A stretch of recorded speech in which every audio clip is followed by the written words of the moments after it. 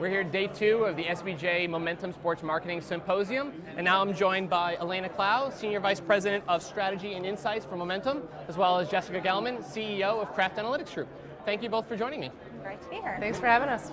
So we just came off stage, you were talking about the sabermetrics of marketing. So whether you call it sabermetrics, analytics, very technical, analytical, how do you describe what you do to someone that's not really in that technical space? I help our clients, which are major brands like telecom companies, figure out the role of sponsorship in their marketing mix and basically optimize their investments in sponsorships overall. I run a technology and analytics company focused in the sports space, primarily with teams and leagues that we work with in colleges. We are a spin-off of the Kraft Sports Group, which is the New England Patriots. When you talk about data, you also people talk about ROI. Hopefully that data is helping you demonstrate a return on investment. Is that true? Are you using data successfully in that way? I think, to be perfectly frank, from my perspective, ROI is a loaded word that is used very incorrectly in a lot of places.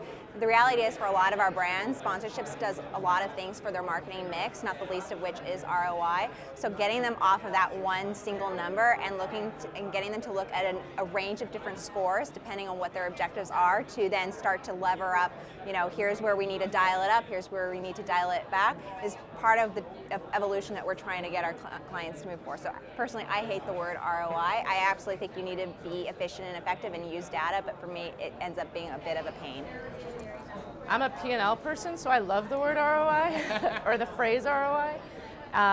We've had significant impact, which is ultimately why we decided to spin out the Kraft Analytics Group. But on the ticketing side of our business, we've been able to manage the adjustment and increases of our ticket prices while increasing our actual retention rate, because we were listening to our customers and using data from multiple sources to make smart decisions. On our retail business, we've grown it by close to 300% in 3 years.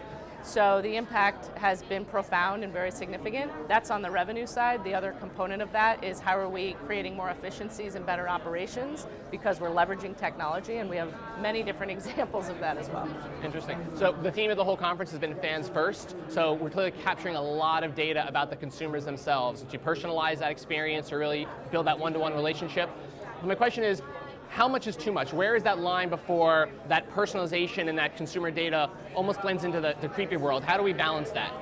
I mean, Jessica mentioned it earlier, we're seeing a greater acceptance on the part of consumers to welcome brands and other partners in from a data perspective, as long as you are giving to them something that's actually relevant and meaningful. The moment that you start to overstep and use it for your own purposes without reciprocating, I think at that point the consumer starts to back off, but we haven't really seen an issue in terms of privacy to date. Are you seeing the same thing?